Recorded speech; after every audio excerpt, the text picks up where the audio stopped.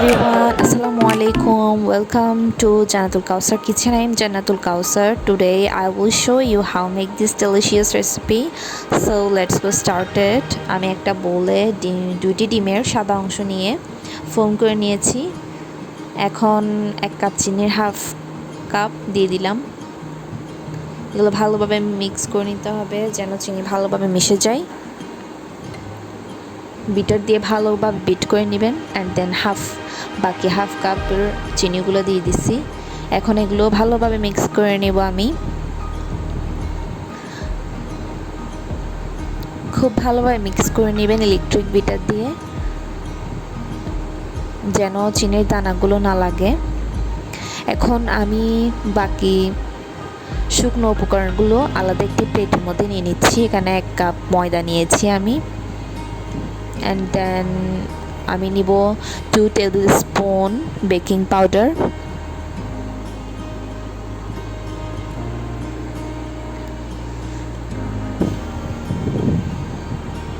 এরপর হচ্ছে আমি নিব কর্নফ্লোর 1 tablespoon।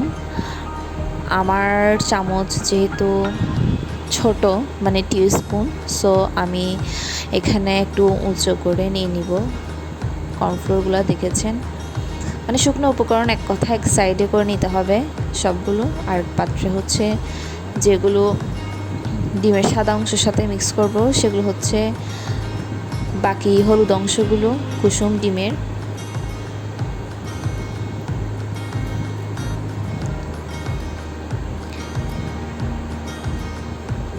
তারপর আমি এখানে হাফ কাপ অয়েল দিচ্ছি।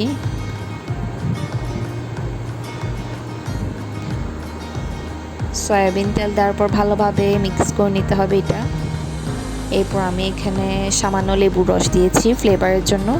আপনারা চাইলে এটা স্কিপ করে ভ্যানিলা এসেন্সও দিতে পারেন 1 টিস্পুন। অ্যান্ড দেন আমি একটা ছোট কাপের মধ্যে 1 কাপ দুধ নিয়েছি একদম রুম টেম্পারেচারের। এটাও আস্তে আস্তে দিয়ে দিলাম। ভালোভাবে এগুলো সব মিক্স করে নিতে হবে আলাদা পাত্রে। এখন আমি শুকনো উপকরণ প্লেটের হাফটা দিয়ে দিব। সবগুলো একসাথে দেওয়া যাবে না, সেটা মাথায় রাখবেন। এখন আমি এটাকে আগে ভালোভাবে বিট করে নিব। আপনারা চাইলে চামচ দিয়েও করতে পারবেন আপনাদের সুবিধা অনুযায়ী। আমি একটু ইলেকট্রিক বিটার ইউজ করি সবসময়, যেহেতু ভালোভাবে যেন মিক্স হয়, সেটা কোনো বাবল বা কোনো লাম্পস যেন না থাকে সেজন্য। অ্যান্ড দেন আমি আর বাকি অংশগুলো দিয়ে দিচ্ছি।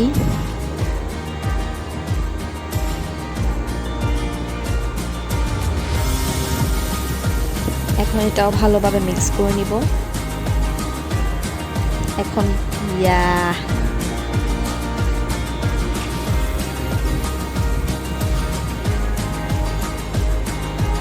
সমস্যা নেই, এরকম হালকা পাতলা একটু সমস্যা হয় আসলে মাঝে মধ্যে,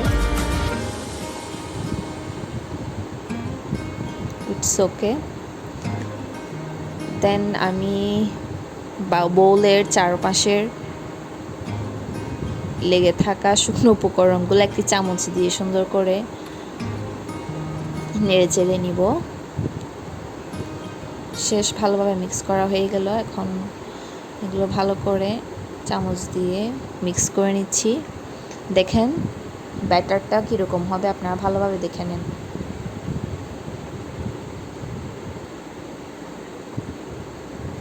এইরকম হইতে হবে একদম। এরপর আমি চলে যাচ্ছি আমার কিচেন রুমে।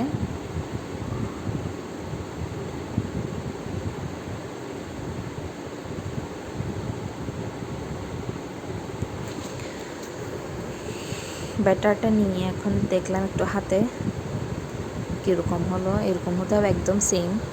অ্যান্ড দেন আমি যে পাত্রে বসাবো কেকটি, আমার জন্য এটাই হচ্ছে বেস্ট পাত্র। আপনারা আপনাদের মতো নিয়ে নেবেন। কেকের বিভিন্ন ধরনের পাত্র থাকে, আমার কাছে এটাই বেস্ট মনে হয় সব সময়, কারণ এটাতে মনে হয় পারফেক্টলি আমার কেকটা হয়। সো আমি ফুল ব্যাটারটা একদম দিয়ে দিলাম সুন্দর করে। ডেক্সিতে আপনারা আগে একটি কাগজ সুন্দর করে বসিয়ে নিচে, এরপর হালকা অয়েল ম্যাসাজ করে দিবেন, দেন তারপর ব্যাটারটা দিবেন। ওকে, তারপর এভাবে ঝাঁকুনি দিয়ে দিবেন যেন বাবলগুলো ভালো করে উপরে উঠে যায়। এখন আমি একটি বড় পাত্রে লবণ দিয়ে একটা স্ট্যান্ড বসিয়ে দিলাম, হিট করে তারপর ডেক্সিটা দিলাম। এখন আমি ঢেকে দিচ্ছি। এরপর এখানে যে ছিদ্রটা দেখতেছেন ওইটা আমি এখন বন্ধ করে দিব কিছু একটা দিয়ে। কাগজ বা টিস্যু পেপার দিয়ে ভালোভাবে অফ করে দিবেন যেন এটি পারফেক্টলি কেকটা হয়, কোনো ধোঁয়া বাইরে বের না হয়, হিট যেন ভালোভাবে হয়। এই দেখেন আমার প্রায় 25 মিনিট মতো লেগেছে। 25 মিনিট পর আমি চেক করে দেখতেছি একটি স্টিক ইউজ করে, কোনো লামস নেই ভিতরে। দেন আমি পাত্র থেকে কেটে সুন্দর করে নামিয়ে সার্ভ করলাম। মাশাআল্লাহ, দেখেন কালারটা এবং সেরা, মাশাআল্লাহ মাশাআল্লাহ, খুব foamy. Okay, thanks for watching my video.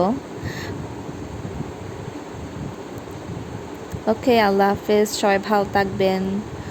See you in the next recipe and follow my video.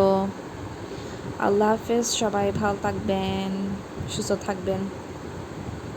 আমি এটা লাস্টে ফ্রিজে রেখে দিছি যেন একটু ঠান্ডা ঠান্ডা হয়, খেতে খুব ভালো লাগবে। বাই বাই, আসসালামু আলাইকুম।